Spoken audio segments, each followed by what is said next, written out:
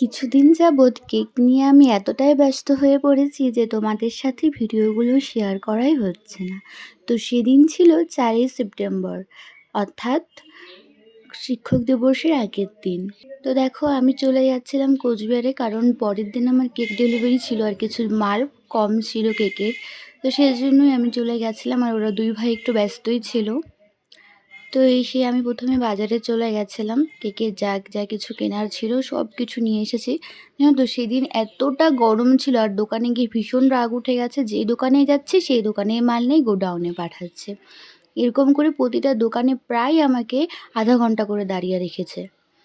তারপরে চলে গেছিলাম শান্তিনিকেতনে, মা আর বুনু এসেছিলো জামা কাপড় কিনতে। তো ওখানে কিছু পছন্দ না হওয়ায় লক্ষ্মীনারায়ণে যাই আমরা।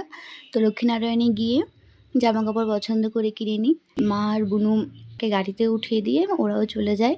তো এখানেই আজকের ভিডিওটা শেষ করলাম। কেমন লাগলো জানিও আজকের এই ছোট্ট একটা video. Thank you for watching. Bye. আস্তে আস্তে আমার সব ভিডিও আসবে। বাই।